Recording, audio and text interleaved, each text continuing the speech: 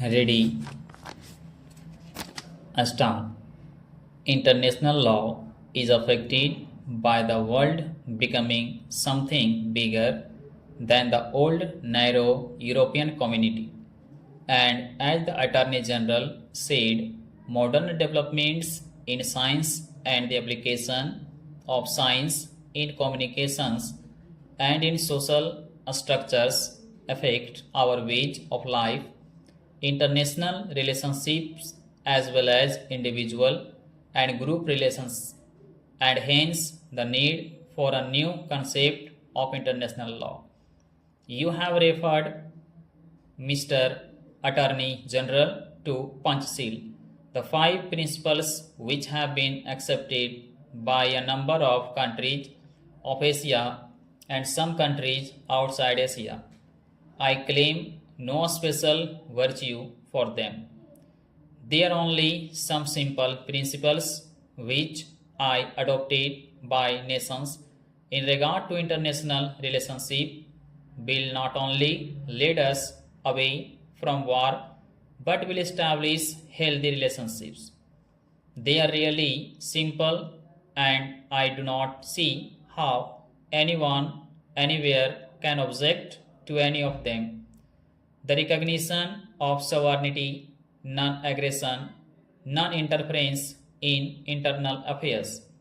When a country does not conform to these principles, it is misbehaving and interfering.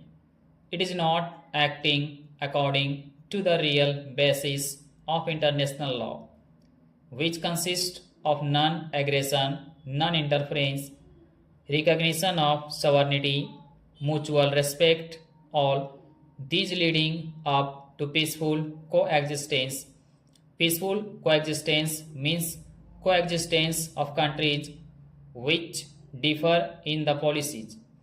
There is no point in saying that two persons or two countries who agree should exist peacefully. They do. There is no point in my saying that I should be tolerant towards my neighbor if he and I have no reason to differ. Para. The question of my tolerating my neighbor and his tolerating me arises only when we differ. The question of peaceful coexistence, therefore, comes in only when countries differ in their policies, provided always that they do not interfere with each other either internally or externally. If they do, then that is a breach. Therefore, I submit that these five principles, which are sometimes called Panchasheel, are a healthy basis for international relations. And I would further say, in all humility, that there is no other basis unless you accept the basis which leads to conflict, which of course is not our objective.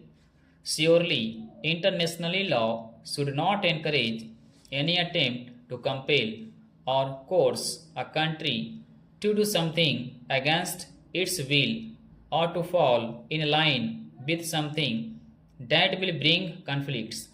There is great variety in this world. Are we going to produce uniformity through some measure of force, military, or economy?